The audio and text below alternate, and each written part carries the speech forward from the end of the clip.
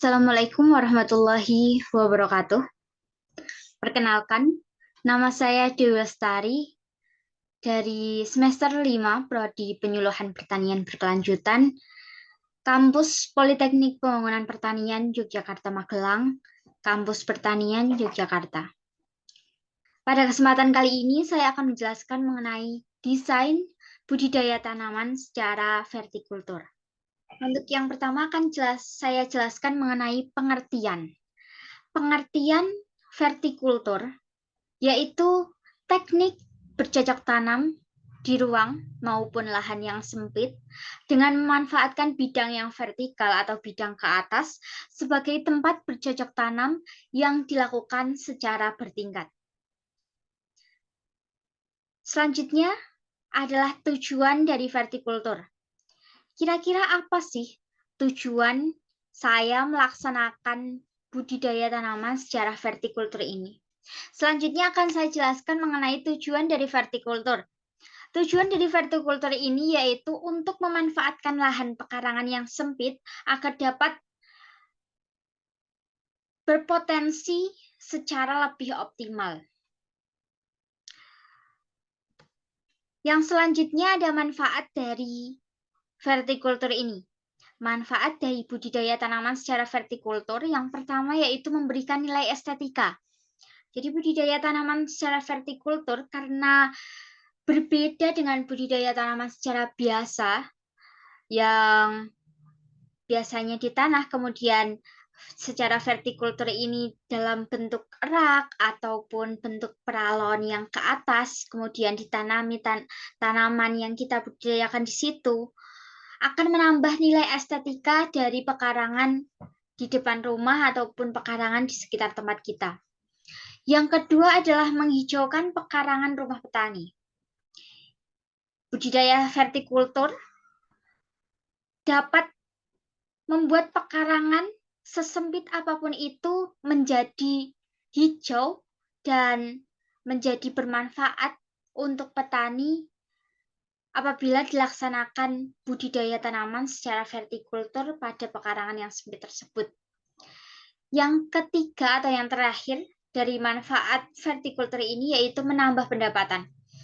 Jadi ketika nanti kita panen, kemudian akan menghasilkan hasil panen kita dari budidaya tanaman ini, nantinya tentunya akan kita jual ataupun kita distribusikan ke warga ataupun kemanapun, dan akhirnya akan mendapatkan keuntungan secara ekonomi. Untuk yang selanjutnya, saya akan menjelaskan mengenai desain vertikultur yang saya buat.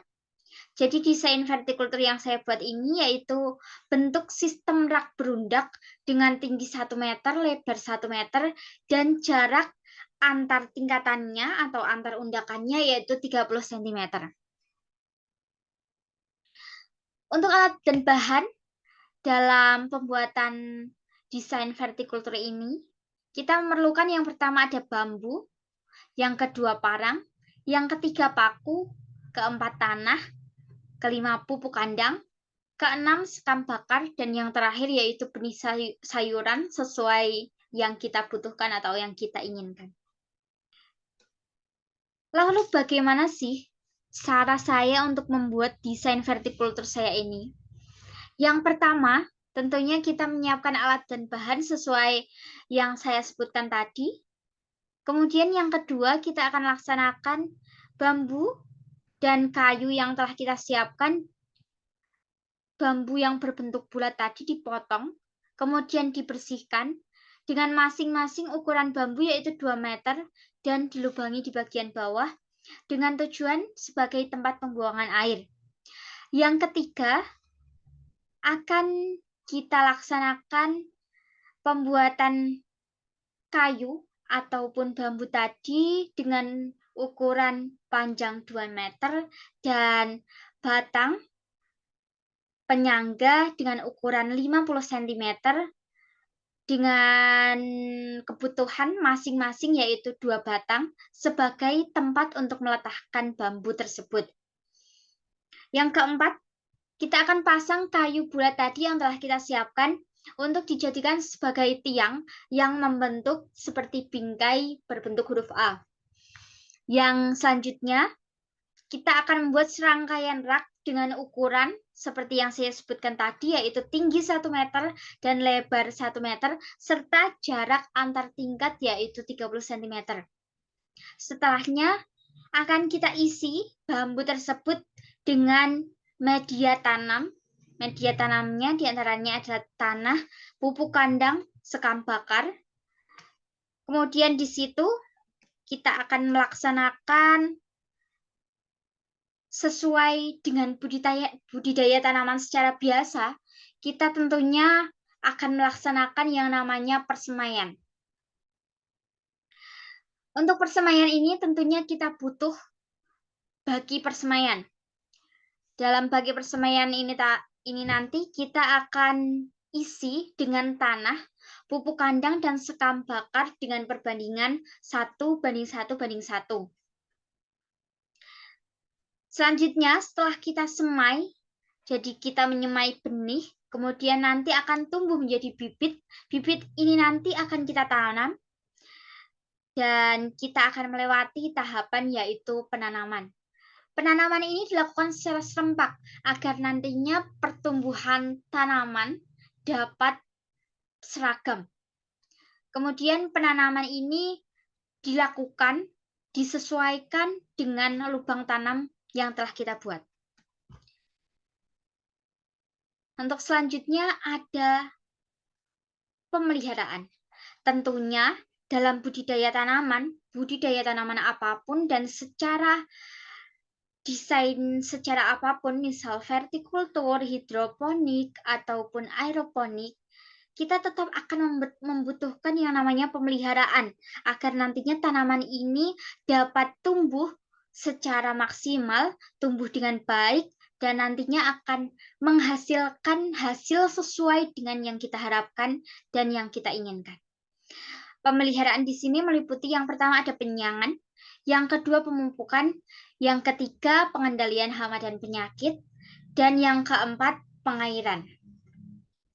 Dari pemeliharaan ini akan dapat kita atasi permasalahan yang mungkin saja terjadi selama masa atau proses dalam kita menanam sampai akhirnya kita panen.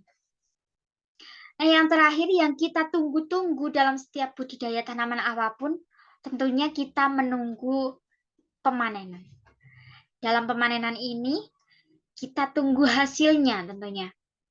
Nah, bagaimana sih cara kita panen untuk budidaya tanaman secara vertikultur ini? Jadi, pemanenan pada budidaya tanaman secara vertikultur ini dapat kita laksanakan dengan mudah. Dapat kita laksanakan dengan cara mencabut akar untuk jenis tanaman seperti pakcoy, sawi, selada, dan berbagai jenis tanaman lainnya sesuai dengan kebutuhannya dan sesuai dengan jenisnya. Lalu apabila kita mempunyai tanaman sendiri dan akan dikonsumsi sendiri, akan lebih baik jika kita memanennya hanya dengan mengambil daunnya saja. Nah, pemanenan dengan cara ini akan menguntungkan bagi kita pribadi karena menguntungkan dalam hal biaya juga. Kemudian nantinya sayuran-sayuran ini dapat bertahan lebih lama dan dapat dipanen secara berulang-ulang. Nah, mungkin demikian dari saya mengenai desain budidaya tanaman secara vertikultur yang telah saya laksanakan, khususnya di daerah Kecamatan Silomarto, Kabupaten Wonosobo. Sekian yang dapat saya sampaikan.